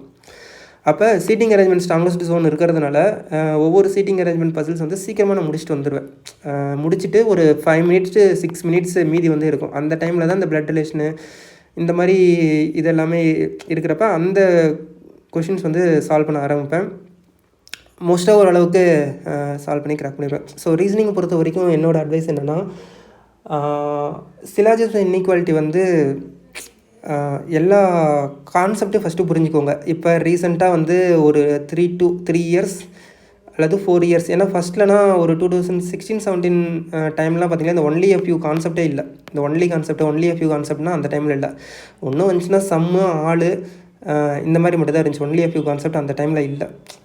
இப்போது ஒரு ரீசெண்டாக ஒரு 3 to 4 இயர்ஸ்க்கு முன்னாடி தான் அந்த ஒன்லி எ ஃபியூ கான்செப்டே வந்துச்சு. ஸோ அந்த ஒன்லி எ ஃபியூ கான்செப்ட் தான் இப்போ ரீசெண்ட் டைம்ஸில் எல்லா கொஷின்ஸ்லுமே அவன் ஒன்லி எ ஃபியூ வச்சு தான் கேட்குறான். ஸோ அந்த பேசிக்ஸ் வந்து சிலாஜிசமில் ரொம்ப இன்டெப்த்தாக ரொம்ப ஹார்டாக போய் ப்ரிலிம்ஸ்க்கு ப்ராக்டிஸ் பண்ணவே தேவையில்ல. ஒன்லி இப்போ ப்ரிலிம்ஸை பொறுத்த வரைக்கும் ஒன்லி எ ஃபியூ, சம்மு, ஆள், அதுக்கப்புறம் சம் நாட்டே ரேராக தான் வருது. அதுக்கப்புறம் பீயிங், பாசிபிலிட்டி இந்த மாதிரி இது தான் அவன் மோஸ்ட்டாக கேட்குறான். ஸோ அதில் எக்ஸாம் ரிலேட்டடான சிலாஜிசம் வந்து நிறையா ப்ராக்டிஸ் பண்ணுங்கள். இப்போ என்னென்னா ஒரு சில இதுலனா வந்து 50% ஆஃப் ஏ அப்படிங்கிற சம்மை வந்து அந்த மாதிரி போடுவாங்க. அது ஓகே, ப்ராக்டிஸ்க்கு ஓகே. பட் ஒரு ப்ரிலிம்ஸ் எக்ஸாம் அப்படிங்கிறப்ப ஏதாச்சும் ஒரு கட்டத்தில் உங்களை ஏதாச்சும் குழப்புது அப்படிங்கிறப்ப அந்த மாதிரி கொஷின்ஸை அவாய்ட் பண்ணிடுங்க. அவாய்ட் பண்ணிவிட்டு எக்ஸாம் ரிலேட்டடான கொஷின்ஸ் மட்டும் நிறையா ப்ராக்டிஸ் பண்ணுங்கள். எந்த இடத்துல நமக்கு தெரியுமில்ல, எந்த இடத்துல நம்ம எக்ஸாம் ப்ரிப்பேர் பண்ணுற நம்மளுக்கு தெரியும். இந்த கொஷின்ஸ் வந்து கரெக்டாக இருக்குது, எக்ஸாம் லெவலில் இருக்குது, எக்ஸாமில் கேட்குற மாதிரி இருக்குது, இந்த கொஷின்ஸ்லாம் எக்ஸாமோட அவுட் ஆஃப் ஃபோக்கஸு. அதை வந்து ஒரு சிலர் எப்படி சொல்லுவாங்க அப்படின்னா, எக்ஸாம்ஸில் இந்த மாதிரிலாம் வரும் அப்படிங்கிற மாதிரி இப்போ இதாகும். அதெல்லாம் வந்து எப்படின்னா, ப்ரிலிம்ஸை பொறுத்த வரைக்கும் அவன் என்ன சிஸ்டமேட்டிக்காக லாஸ்ட் 2 to 3 இயர்ஸாக ஃபாலோ பண்ணுறனோ அதே தான் ஃபாலோ பண்ணிகிட்ருக்கான். எந்த ஒரு புது பேட்டர்ன் புதுவுமே கொண்டு வரல. மேபி அப்கமிங்கில் வரதுக்கு சான்சஸ் இருக்குது. பட் ப்ரிலிம்ஸ் அப்படிங்கிறது ஒரு ஸ்பெசிஃபிக்காக குறிப்பிட்ட டைமுக்குள்ளே ஒரு குறிப்பிட்ட கொஷின் அட்டன் பண்ணுறங்கிறதுனால ரொம்ப காம்ப்ளிகேட்டடாக இது பண்ண மாட்டான். இருக்கிறதுல என்ன ட்விஸ்ட் பண்ண முடியுமோ அதை தான் ட்விஸ்ட் பண்ணவே தவிர புதுசு புதுசாக இன்னோவேட்டிவாக அந்த மாதிரி எதுவுமே கொண்டு வர மாட்டான். ஸோ அதனால் அது கொஞ்சம் பார்த்துக்கோங்க. ரீசனிங்கை பொறுத்த வரைக்கும் என்ன எக்ஸாம் ரிலேட்டடான என்ன கண்டென்ட்டோ அந்த கண்டென்ட்டை நிறையா ப்ராக்டிஸ் பண்ண பாருங்கள். இதுதான் ரீசனிங்க்கு. பசில்ஸ் அண்ட் சீட்டிங் வந்து எந்த இடத்துல குழம்போ, எப்படி வந்து பசில்ஸ் அண்ட் சீட்டிங் வந்து அப்ரோச் பண்ணுறது, இது எல்லாமே ஃபஸ்ட்டு பார்த்துக்கோங்க. இப்போ பசில்ஸ் அண்ட் சீட்டிங் எடுத்துக்கிட்டிங்கன்னா வைங்களேன், எப்பயுமே ஃபஸ்ட்டு 2 ஸ்டேட்மெண்ட் வந்து 2 பாசிபிள் கேஸாக பிரியும். அந்த 2 பாசிபிள் கேஸ் வந்து ஈஸியாக ஃபிக்ஸ் பண்ணிடலாம். ஃபஸ்ட்டு ஒரு 2 to 3 ஸ்டேட்மெண்ட் வந்து உங்களுக்கு அப்படி தான் இருக்கும். இப்போ ஒரு 4th ஸ்டேட்மெண்ட் 5th ஸ்டேட்மெண்ட் வந்து இப்போ பிஓ ப்ரிலிம்ஸில் கொடுத்துருக்கான்னு வைங்களேன், அதுதான் என்ன பண்ணுவான்னா 2 more than 2 less than அப்படிங்கிற மாதிரி ஏதோ ஒரு இடத்துல, அதாவது கொஞ்சம் ட்விஸ்ட் பண்ணுற மாதிரியும் நம்மளை குழப்புற மாதிரியும். இதுதான் பேசிக்காக பசில்ஸ் அண்ட் சீட்டிங்கில் இருக்க பேசிக்கான ஒரு திங்கே இது மட்டும்தான். எந்த இடத்துல வந்து ஸ்டூடெண்ட்டை வந்து கன்ஃபியூஸ் பண்ணணும், எந்த இடத்துல லாக் பண்ணணும் அப்படிங்கிற ஒரு மேட்டர் இருக்குது. ஸோ அதை என்ன பண்ணுவான், எடுத்தோடனே இனிஷியல் ஸ்டேஜ்லேயே வந்து உங்களை லாக் பண்ணவே மாட்டான். ஐபிபிஎஸை பொறுத்த வரைக்கும், ஐபிபிஎஸோட கொஷின்ஸை பொறுத்த வரைக்கும் ஃபஸ்ட்டு வந்து பசில்ஸ் அண்ட் சீட்டிங்கோட ஸ்டேட்மெண்ட் வந்து சீக்வன்ஸாக இருக்கும். செகண்ட் வந்து ஃபஸ்ட்டு 2 to 3 ஸ்டேட்மெண்ட் வந்து 2 கேஸாவோ இல்லை 3 கேஸாவோ பிரியும். ஸோ அதுக்கப்புறம் 4th ஸ்டேட்மெண்ட் இல்லாட்டி 5th ஸ்டேட்மெண்ட்டில் தான் என்ன பண்ணுவான், நம்மளை ட்விஸ்ட் பண்ண ஆரம்பிப்பான், குழப்ப வைக்க ஆரம்பிப்பான். ஒன்று நம்மளுடைய இப்போ அந்த ஸ்டேட்மெண்ட்டை வச்சு நாம் வந்து அப்படியே இது பண்ணி பாசிபிள் கேஸை வச்சு நம்ம பர்சன்ஸையோ இல்லை ஏதாச்சும் ஒன்று நம்ம வந்து ஃபிக்ஸ் பண்ணுற மாதிரி இருக்கும். இல்லை அப்படின்னா பாசிபிள் கேஸை எலிமினேட் பண்ணுற மாதிரி இருக்கும். இல்லாட்டி 1 more than 1 less than சேமஸ்ஸு. So இந்த மாதிரி ஒரு ஸ்டேட்மெண்ட்டை கொடுத்து கொஞ்சம் அந்த இடத்துல ஸ்டூடெண்ட் வந்து ஒரு 20 செகண்ட் 30 செகண்ட் யோசித்து ஆன்சர் பண்ணுற மாதிரி இருக்கும். அந்த இடத்துல நம்ம அவசரப்படக்கூடாது. ஏன்னா அவன் என்ன பண்ணுவான்னா, அந்த மாதிரி அந்த 4th ஸ்டேட்மெண்ட் 5th ஸ்டேட்மெண்ட்டில் தான் பாசிபிள் கேஸ் அதிகமாக வர மாதிரியும், இல்லை அப்படின்னா இவங்களை குழப்பணும் அப்படிங்கிறதுக்காக அந்த மாதிரி. இது ப்ரிலிம்ஸாக இருந்தாலும் மெயின்ஸாக இருந்தாலும் இதே தான். மெயின்ஸுமே நீங்கள் எடுத்துட்டிங்க அப்படின்னா ஃபஸ்ட்டு 2 ஸ்டேட்மெண்ட் எந்த பசில் சீட்டிங்காக இருந்தாலும் ஃபஸ்ட்டு 2 ஸ்டேட்மெண்ட் வந்து ஈஸியாகவே நீங்கள் ப்ரொசீட் பண்ணிடலாம். 2 statement 3 statement 4th statement 5th ஸ்டேட்மெண்ட்டில் தான் என்ன பண்ணுவான், கொஞ்சம் ட்விஸ்ட்டு வைக்க ஆரம்பிப்பான், கால்குலேட்டிவாக அந்த மாதிரி பண்ணுவான். அதே மாதிரி தான் ப்ரிலிம்ஸுமே அதே மாதிரி தான். ஸோ அதனால் இப்படி தான் சீட்டிங் அரேஞ்ச்மெண்ட்டாக இருந்தாலும் பசிலாக இருந்தாலும் அந்த பேசிக் வந்து ஃபஸ்ட்டு நம்ம புரிஞ்சிக்கணும். சீட்டிங்னால் இப்படி தான் இருக்கும், இந்த ஸ்டேட்மெண்ட்டில் இப்படி நம்ம ப்ரொசீட் பண்ணணும். 2 கேஸாக இருந்தாலும் 3 கேஸாக இருந்தாலும் இது வரைக்கும் இப்படி வந்து கொஷின்ஸ் வந்து ப்ரொசீட் ஆகும். இதுக்கு மேலே இந்த இடத்துல அவன் ட்விஸ்ட் பண்ண ஆரம்பிப்பான். இந்த ட்விஸ்ட் பண்ண ஆரம்பிச்சுட்டு கடைசி 2 ஸ்டேட்மெண்ட் 3 ஸ்டேட்மெண்ட்டில் பாசிபிள் கேஸ் எலிமினேட் ஆகிற மாதிரி வைப்பான் அப்படிங்கிறத நம்ம ஃபஸ்ட்டு புரிஞ்சிக்கணும். ஸோ அதுக்கேற்ற மாதிரி நீங்கள் ப்ரொசீட் பண்ணிங்க அப்படின்னா ஈஸியாக வந்து பசில்ஸ் அண்ட் சீட்டிங் வந்து ஈஸியாக நம்ம போட்டலாம். எந்த இடத்துல லாக் ஆகவே மாட்டோம். பேசிக்காக அந்த ஒரு திங்ஸ் மட்டும் நம்ம புரிஞ்சுக்கணும். பசில்ஸ்னால் இப்படி தான் இருக்கும், சீட்டிங்னால் இப்படி தான் இருக்கும், இப்படி தான் ஆரம்பிக்கும், இப்படி தான் சென்டரில் இந்த இடத்துல தான் இவன் ட்விஸ்ட் வைப்பான், சென்டரில் நம்மளை யோசிக்க வைப்பான் அப்படிங்கிற அந்த பேசிக்கை மட்டும் நம்ம புரிஞ்சிட்டோம்னா போதும். ஏன்னா நம்மளுக்கு ஸ்டேட்மெண்ட் எல்லாமே தெரியும். 1% என்ன, 2% என்ன, ஆஸ்மினியஸ்னா என்ன, இந்த மாதிரி எல்லாமே நம்மளுக்கு தெரிஞ்சிருக்கும். எந்த இடத்துல லாக் ஆகும் அப்படிங்கிறத நம்ம புரிஞ்சிட்டோம்னாவே எக்ஸாம் ஈஸியாக வந்து அந்த இடத்துல நம்ம கரெக்டாக அந்த டைம் மேனேஜ்மெண்ட்க்கு ஏற்ற மாதிரி கரெக்டாக வந்து நம்ம கொஷினை சால்வ் பண்ணிட்டு போயிடலாம். ஸோ இதுதான் ரீசனிங்கில் வந்து பேசிக்காக நான் ஃபாலோ பண்ணது வந்து இது எப்போனா எக்ஸ்பீரியன்ஸ் ஆக தான் எனக்கு இதுவே புரிய ஆரம்பிச்சிச்சு. இனிஷியல் ஸ்டேஜ்லாம் நானுமே அப்படி தான். ரீசனிங் அப்படின்னா சில நம்ம ப்ராக்டிஸ் பண்ணியிருப்போம் இல்லையா, சென்டர்லேருந்து ஸ்டேட்மெண்ட்டை எடுத்து இல்லை லாஸ்ட்லேருந்து ஸ்டேட்மெண்ட்டை எடுத்து சால்வ் பண்ண ஆரம்பிக்கிறதோ இந்த மாதிரிலாம் நம்ம ப்ராக்டிஸ் பண்ணியிருப்போம். பட் எக்ஸாமில் போனோம் அப்படின்னா இது ஒரு ஸ்டேஜுக்கு அப்புறம் தான் எனக்கே புரிய ஆரம்பிச்சிச்சு. எக்ஸாம்ஸில் வந்து சீக்வன்ஸாக தான் ஸ்டேட்மெண்ட்டை கொடுக்குறான், ஃபஸ்ட்டு ஸ்டேட்மெண்ட்லேருந்து தான் அவன் ஆரம்பிக்கிறான் அப்படிங்கிறது ஒரு ஸ்டேஜுக்கு அப்புறம் தான் எனக்கு புரிய ஆரம்பிச்சு. ஒரு 2020 2021 தான் எனக்கு புரிய ஆரம்பிச்சிச்சு. ஸோ அதுக்கப்புறம் சீட்டிங் பசில் அப்படிங்கிறது மெயின்ஸாக இருந்தாலும் ப்ரிலிம்ஸாக இருந்தாலும் ஈஸியாக சால்வ் பண்ண முடியும் அப்படிங்கிற ஒரு நம்பிக்கை வந்து அதுக்கப்புறம் தான் இருந்துச்சு. இப்படி தான் இவங்க கொஷின் இருக்கும், கொஷின் பசில்ஸ் அண்ட் சீட்டிங் கேட்டானா இப்படி தான் இருக்கும் அப்படிங்கிற ஒரு பேசிக்கான விஷயத்தை நம்ம புரிஞ்சிட்டோம்னாவே ஈஸியாக நம்ம வந்து அப்ரோச் பண்ணிடலாம். ஸோ இதுதான் ரீசனிங்கு. அவைலபிளாக நிறையா பசில்ஸ் அண்ட் சீட்டிங் வந்து இருக்குது. நம்ம எக்ஸாம் ரேலியிலுமே நிறையா பசில்ஸ் அண்ட் சீட்டிங் ஆல்ரெடி இருக்குது, இன்னுமே நம்ம கொண்டுட்டு வருவோம். ஸோ அதனால் எக்ஸாம் ரிலேட்டடான கண்டென்ட் வந்து நம்ம ப்ராக்டிஸ் பண்ணலாம். ஸோ இப்போ என்னோடய 23யோட ஸ்கோர் கார்டு வந்து நான் ஆல்ரெடி காட்டினேன். இங்கிலீஷில் 17, காமர்ஸில் 17 அண்ட் ரீசனிங்கில் 32.75 எடுத்திருந்தேன். அதேமாதிரி 2022லேயும் இங்கிலீஷில் 12, காமர்ஸில் வந்து 23.75, ரீசனிங்கில் வந்து 28 வந்து நான் எடுத்திருந்தேன். ஸோ கட் ஆஃப் வந்து 49.75, நான் எடுத்த ஸ்கோர் வந்து 63.75. ஸோ அதேமாதிரி 2021ல் நடந்த எக்ஸாம்லேயும் இங்கிலீஷில் 11, காமர்ஸில் 20.75, ரீசனிங்கில் வந்து 28.75. கட் ஆஃப் பார்த்திங்கன்னா 50, நான் ஸ்கோர் பண்ணது வந்து 60.25.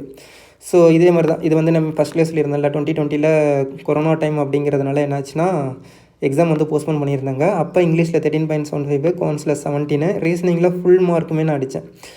அதுக்கப்புறம் டோட்டலுமே கட் ஆஃப் பார்த்திங்கன்னா 58, என்னுடைய மார்க் பார்த்திங்கன்னா 65.75.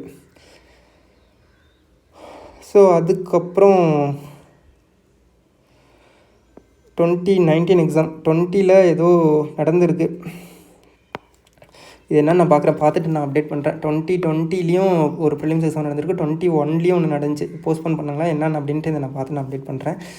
ஸோ அதுக்கு அடுத்தது பார்த்திங்கன்னா இது வந்து 2018ல் 56.50 வந்து கட் ஆஃப், என்னோடய மார்க் வந்து 58.25.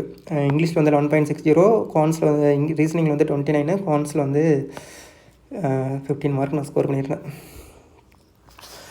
ஸோ இதுதான் என்னோடய ஸ்ட்ராட்டஜி அப்படின்னு பார்த்தீங்கன்னா, இப்போ எக்ஸாம்ஸ்க்கு முன்னாடி வந்து இப்போ ஐபிபிஎஸ் பிஓ ப்ரிலிம்ஸ் எக்ஸாம்ஸ் வந்து அக்டோபர் 19 அண்ட் அக்டோபர் 20 வந்து வருது இல்லையா. ஸோ நான் என்ன பண்ணுவேன்னா, இப்போ கரெக்டாக ஒரு 30 டேஸ் பிஃபோர் வந்து கரெக்டாக பிளான் பண்ணிப்பேன். இப்போ 30 டேஸ் இருக்குன்னா ஃபஸ்ட்டு 20 டேஸ் வந்து என்னால் எவ்வளோ மார்க் முடியுதோ அவ்வளோ மார்க் வந்து நான் கொடுக்க பார்ப்பேன். இப்போ ஒரு சைட்டில் இல்லாட்டி 2 சைட்டில் நான் மார்க் வாங்கியிருக்கேன், அதில் வந்து ஒரு 40 டெஸ்ட்டு இருக்குன்னா இந்த 40 டெஸ்ட்டையும் பிரித்து ஒரு நாளைக்கு 2 டெஸ்ட்டு இல்லாட்டி 3 டெஸ்ட்டு அந்த மாதிரி நான் பிரித்து டெஸ்ட்டு நான் கொடுத்துட்டு அந்த 2 டெஸ்ட்டையும் ஃபுல்லாக நான் அனலைசிஸ் பண்ணிடுவேன். எந்த இடத்துல நம்ம லேக் ஆனோம், எந்த இடத்துல இது பண்ணுறோம் அப்படிங்கிறத நான் ஃபுல்லாக அனலைசிஸ் பண்ணிடுவேன். என்னால் எவ்வளோவுக்கு வந்து மார்க் கொடுக்க முடியுதோ அந்தளவுக்கு நான் கொடுத்துருவேன். ஸோ கடைசி வாரம் இருக்கு இல்லையா, அந்த 19th அக்டோபர் எக்ஸாம்னால் அதுக்கு முன்னாடி ஒரு 7 டேஸ் இருக்கு இல்லையா, அதில் வந்து என்ன பண்ணுவேன், அந்த 7 டேஸில் அந்த 6th டேவும் 7th டேவும் விட்டுருவேன். எந்த ஒரு ப்ராக்டிஸுமே பண்ண மாட்டேன். அந்த ஃபஸ்ட்டு 5 டேஸ் இருக்குல்ல, அதில் வந்து ஒவ்வொரு எக்ஸாமாக ப்ராக்டிஸ் பண்ணுவேன். நம்ம டச்சில் தான் இருக்கணும்ல. ஸோ அதுக்காக அதாவது அந்த முக்கியமே அந்த ஸ்பீடு மட்டும்தான், அந்த ஒரு இது மட்டும், ஒரு வெறி மட்டும் விட்டுறவே கூடாது. ஸோ அதுக்காக என்ன பண்ணுவேன், ஒரு எக்ஸாமோ நம்மளால் எவ்வளோ முடியுதோ அந்த அளவுக்கு நம்ம ப்ராக்டிஸ் பண்ணலாம். ப்ராக்டிஸ் பண்ணி அனலைசிஸ் பண்ணுற அளவுக்கு நம்மளுக்கு வந்து இம்ப்ரூவ் ஆகும், நம்மளோட ஸ்பீடு இம்ப்ரூவ் ஆகும். ஸோ இந்த மாதிரி அந்த வீக்குமே எக்ஸாம் வீக்கில் கொஞ்சம் கம்மியாக ப்ராக்டிஸ் பண்ணிட்டு, அதுக்கு முன்னாடி ஃபஸ்ட்டு அந்த 20 டேஸ் தான் ரொம்ப விகாரஸாக ப்ராக்டிஸ் பண்ணுவோம். 2 டெஸ்ட்டாக இருக்கட்டும், 3 டெஸ்ட்டாக இருக்கட்டும், 4 இருக்கட்டும், 5 இருக்கட்டும், எவ்வளோ டெஸ்ட்டு என்னால் முடியுதோ அது நம்ம மைண்டை பொறுத்து. ஒரு நாளைக்கு வந்து மைண்டு ரொம்ப ஹாப்பியாக வச்சுருப்போம். ஸோ அன்றைக்கி வந்து 2 டெஸ்ட்டு கொடுக்குற இடத்துல 5 டெஸ்ட்டு கூட நம்ம கொடுத்துருவோம். ஒரு நாளைக்கு ஏதோ ஒரு விஷயத்தால் நம்ம டல்லாக இருக்கும். ஸோ அன்றைக்கி என்ன பண்ணுவோம், ஒரு டெஸ்ட் இல்லாட்டி 2 டெஸ்ட் மட்டும் கொடுத்துட்டு நம்ம ப்ராக்டிஸ் கண்டினியூ பண்ணுவோம். ஸோ நான் என்ன சொல்கிறேன் அப்படின்னா, இப்போ ஒரு எக்ஸாமுக்கு முன்னாடி ஒரு 30 நாள் உங்களுக்கு கிடைக்குதுன்னா, அந்த 30 நாளை நீங்கள் எப்படி வந்து யூஸ்ஃபுல்லாக யூட்டிலைஸ் பண்ணுறீங்க அப்படிங்கிறது தான் ரொம்ப முக்கியம். ஒரு பிளான் நம்மளுக்கு இருக்கும்.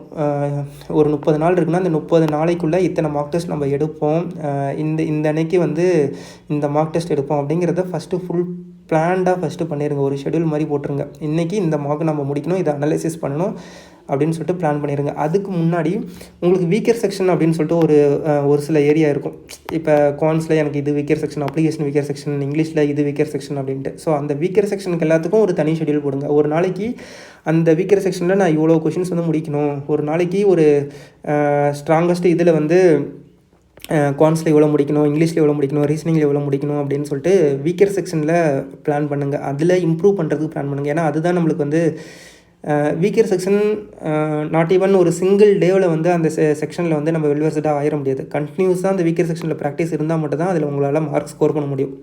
ஸோ அப்போ என்ன பண்ணுங்கள், ரெகுலராக பிளான் பண்ணுங்கள். எந்தெந்த டாப்பிக்கில் வந்து வீக்காக இருக்கோ அதெல்லாம் கரெக்டாக டைம் டேபிள் போட்டு இந்த நாளையில் இந்த டாப்பிக்கில் நான் இவ்வளோ கொஷின்ஸ் ப்ராக்டிஸ் பண்ணணும் அப்படிங்கிற மாதிரி கரெக்டாக பிளான் பண்ணுங்கள். கரெக்டாக பிளான் பண்ணிவிட்டு அதுக்கேற்ற மாதிரி உங்களுடைய ப்ராக்டிஸை வந்து ஷெடியூல் பண்ணிக்கோங்க. மார்க் டெஸ்ட் அப்படின்னாலும் ஏன் அப்படின்னா வீக்கர் செக்ஷனை இம்ப்ரூவ் பண்ணாமல் நீங்கள் போய் மார்க் டெஸ்ட்டு போட்டு அது எந்த ஒரு யூஸுமே கிடையவே கிடையாது.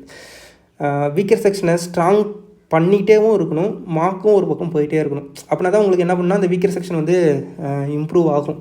இம்ப்ரூவ் ஆக மார்க் டெஸ்ட்டில் உங்களுடைய மார்க் வந்து இம்ப்ரூவ் ஆகும். வீக்கர் செக்ஷனை இம்ப்ரூவ் ஆகாமல் வெறும் மார்க் டெஸ்ட் மட்டும் போட்டுகிட்டே இருந்தீங்கன்னா அது உங்களுடைய மார்க் வந்து இம்ப்ரூவ் ஆகிறது ஒரு ஸ்டேஜ் ஆயிரும். ஒரு டைம் டேக்கன் வந்து அதிகமாகும். வீக்கர் செக்ஷன் இம்ப்ரூவ் பண்ணாமல் போனீங்கன்னா அப்படின்னா இம்ப்ரூவ் ஆகும். மார்க் டெஸ்ட் போட்டதுனால மார்க் இம்ப்ரூவ் ஆகும். வீக்கர் செக்ஷனை இம்ப்ரூவ் பண்ணாமல் போட்டிங்க அப்படின்னா கொஞ்சம் டைம் டேக்கிங்காக இருக்கும். ஏன் அப்படின்னா இப்போ நான் வந்து ஒரு அப்ளிகேஷன்ஸ் டாப்பிக்கில் வந்து ஒரு குறிப்பிட்ட அளவு நான் வீக்காக இருக்கேன் அப்படின்னா ஒரு 50 மார்க் போட்டேன்னா அதில் ஒரு 500 அப்ளிகேஷன் சம்ஸ் வந்து நான் ப்ராக்டிஸ் பண்ணியிருப்பேன், அதை அனலைசிஸ் பண்ணியிருப்பேன். அப்போ இந்த 500 அப்ளிகேஷன் சம்ஸை நான் என்ன பண்ணணும், இந்த 50 மார்க் டெஸ்ட்டை ஒரு மாதத்தில் எடுக்கிறேன்னு வைங்களேன். அப்போ அந்த ஒரு மாதத்தில் 30 டேஸில் தான் என்ன பண்ணுவேன், அந்த 500 அப்ளிகேஷன் சம்ஸ் வந்து நான் சால்வ் பண்ணியிருப்பேன். ஆனால் இதே 500 அப்ளிகேஷன் சம்மை ஃபஸ்ட்டு 7 டேஸ் 1 to 7 டேஸ்க்குள்ளே நான் அந்த ஒரு 500 அப்ளிகேஷன் சம்ஸை நான் ப்ராக்டிஸ் பண்ணி முடிச்சிருக்கணும். அப்படிங்கிறப்ப அந்த ஃபஸ்ட்டு 7 டேஸில் நீங்கள் ப்ராக்டிஸ் பண்ணிடுவீங்க. அதே ஃபஸ்ட்டு 7 டேஸில் ஒரு 15 மார்க் போட்டிருக்கீங்கன்னு வைங்க. இந்த 16th மார்க் நீங்கள் போடுறப்ப இந்த 500 அப்ளிகேஷன் சம்ஸ் வந்து நீங்கள் சால்வ் பண்ணியிருப்பீங்க. அப்போ அந்த 16th மார்க்கில் என்னவாக இருக்கும், நீங்கள் அப்ளிகேஷன் சம்ஸோட அட்டெம்ப்ட் வந்து அதிகமாகும். ஸோ அதுதான் இந்த இடத்துல முக்கியமே. வீக்கர் செக்ஷனை இம்ப்ரூவ் பண்ண உடனே உங்களுடைய மார்க்கோட பெர்ஃபார்மன்ஸும் இன்க்ரீஸ் ஆகும். ஸோ அதுக்கேற்ற மாதிரி உங்களோட வீக்கர் செக்ஷனை வந்து பிளான் பண்ணி அதுக்கேற்ற மாதிரி இம்ப்ரூவ் பண்ண பாருங்கள். ஷெடியூல் போட்டு கரெக்டாக பண்ணுங்கள். IBPS PO ப்ரிலிம்ஸ் அப்படின்னா இந்த டைமில் இதை நான் பண்ணணும், இந்த டைமில் இப்படி பண்ணணும் அப்படிங்கிற மாதிரி கரெக்டாக நீட்டாக ஷெடியூல் பண்ணிக்கோங்க. ஏன் அப்படின்னா இப்போ இந்த இயர் வந்து வேகன்சி அதிகமாக இருக்குது. ஃபஸ்ட்டு ஒரு அரௌண்ட் 3000 சம்திங் வேகன்சி இருக்குதுன்னு நினைக்கிறேன். ஸோ நல்லா ப்ராக்டிஸ் பண்ணி நல்லா பண்ணோம் அப்படின்னா கண்டிப்பாக நம்ம கிளியர் பண்ணிடலாம். ஸோ அதனால் நல்ல ஒரு கரெக்டான பிளான் வேணும். ஃபஸ்ட்டு ஒரு எக்ஸாம்ஸ் வந்து இது பண்ணுறோம், அப்ரோச் பண்ணுறோம் அப்படின்னா கரெக்டான பிளான் இருக்கணும். அதே மாதிரி எப்போவுமே பாசிட்டிவாக இருங்க. எந்த ஒரு மார்க் அட்டன் பண்ணி கம்ப்ளீட் பண்ணதுமே ஏதாச்சும் ஒரு நெகட்டிவாக இருக்கும், இல்லாட்டி மார்க் கம்மியாக இருக்கே, நம்மளால் ஸ்கோர் பண்ண முடியலையே அப்படின்னு சொல்லிட்டு எந்த இடத்துலையுமே நினைக்காதீங்க. ஒவ்வொரு மார்க்குமே ஒவ்வொரு எக்ஸ்பீரியன்ஸ் உங்களுக்கு. ஒவ்வொரு எக்ஸ்பீரியன்ஸ்லேயும் ஏதாச்சும் 1% இல்லாட்டி 0.01% வந்து நீங்கள் இம்ப்ரூவ் ஆவீங்க.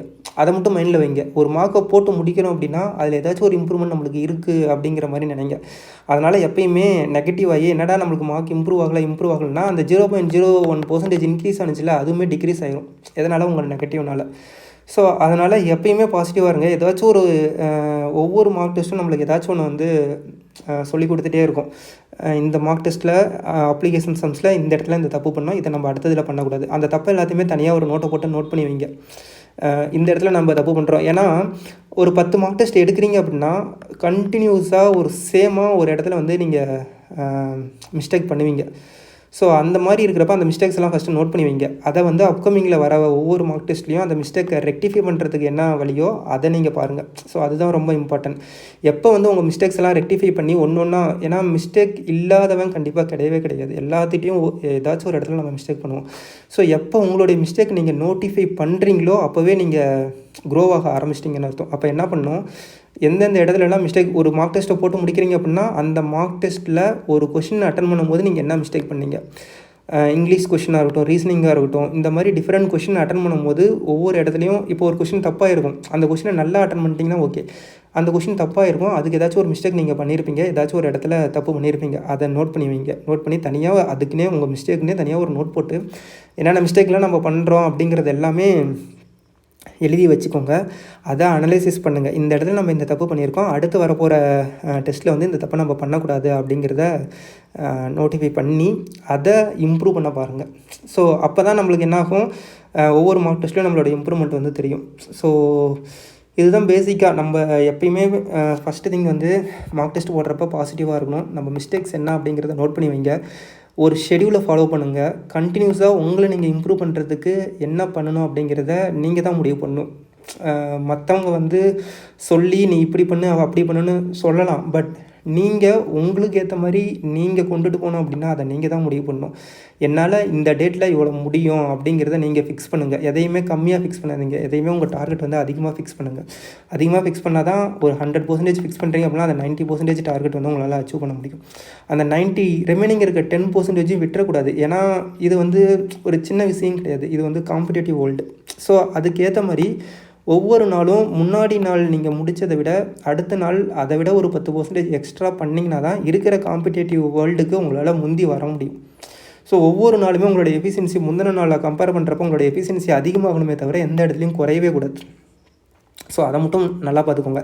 முன்னாடி நாள் 2 மார்க் டெஸ்ட் போட்டேன்னா 2 மார்க் டெஸ்ட்டில் மார்க் கம்மியாக இருந்துச்சா, அடுத்த நாளில் அந்த 2 மார்க் டெஸ்ட்டில் ஏதாச்சும் மார்க் இன்க்ரீஸ் ஆகிருக்கா அப்படிங்கிறத பாருங்கள். அனலைசிஸ் பண்ணுங்கள். உங்களை நீங்கள் இம்ப்ரூவ் பண்ணிக்கிங்க ஒவ்வொரு நாளும். ஸோ இதுதான் மெயின் திங்கு. ஸோ என்னோடய ஸ்கோர் கார்ட்ஸ் வந்து கண்டிப்பாக ஏதோ ஒரு வகையில் உங்களுக்கு யூஸ்ஃபுல்லாக இருந்திருக்குன்னு நினைக்கிறேன். இந்த வீடியோவும் கண்டிப்பாக யூஸ்ஃபுல்லாக இருக்கும்னு நினைக்கிறேன். ஸோ கண்டிப்பாக மறக்காமல் நம்ம சேனலை சப்ஸ்கிரைப் பண்ணுங்கள். நம்மளோட வெப்சைட்ஸ் வந்து examrally.in https://examrally.in. ஸோ இந்த வெப்சைட்டில் IBPS POக்கு நம்ம 5 மார்க் டெஸ்ட் கொடுக்க போகிறோம். ஃபஸ்ட்டு டெஸ்ட்டும் செகண்ட் டெஸ்ட்டும் ஆல்ரெடி அவைலபிளாக இருக்குது. போய்ட்டு நீங்கள் மார்க் டெஸ்ட் எடுத்து பார்க்கலாம். 3rd 4th 5th சீக்கிரமாகவே அன்லாக் பண்ணிடுவாங்க. நம்மளுடைய டெலகிராம் சேனலும் இருக்குது. ஸோ இதையுமே போய்ட்டு நீங்கள் ஃபாலோ பண்ணிக்கோங்க. அப்பப்போ அப்டேட் நம்ம கொடுப்போம். அந்த அப்டேட்ஸ் எல்லாமே நம்ம டெலகிராம் சேனலில் டைம் டு டைம் போட்டுகிட்டே இருப்போம். ஸோ நம்மளோட யூடியூப்பும் சப்ஸ்கிரைப் பண்ணிக்கோங்க. ஸோ அடுத்த வர வீடியோவில் என்னோடய IBPS PO மெயின்ஸ்க்கான ஸ்ட்ராட்டஜி, அதுக்கப்புறம் டிஸ்கிரிப்டிவான ஸ்ட்ராட்டஜி, அதுக்கப்புறம் இன்டர்வியூ வந்து எவ்வளோ இன்டர்வியூ நான் அட்டன் பண்ணேன், ஸோ இன்டர்வியூவில் என்னென்ன தப்பு பண்ணுவோம், ஸோ இதெல்லாமே அடுத்து வரப்போகிற வீடியோஸில் எல்லாமே பார்ப்போம். அதேமாதிரி இந்த வீடியோவில் இன்னும் உங்களுக்கு என்னென்ன வேணும் அப்படிங்கிறது, இப்போ எக்ஸாம் டிப்ஸாக இருக்கட்டும், இல்லை என்ன மார்க் டெஸ்ட் எந்த இடத்துல தப்பு பண்ணுவீங்க, ஸோ இந்த மாதிரி என்னென்ன ப்ராப்ளம்லாம் உங்களுக்கு இருக்குது அப்படிங்கிறத கமெண்ட் செக்ஷனில் பண்ணுங்கள். அதுக்கேற்ற மாதிரி நான் வீடியோ வந்து அடுத்தது ஜென்ரலாக நான் கொண்டுட்டு வரேன். Okay, so thank you guys.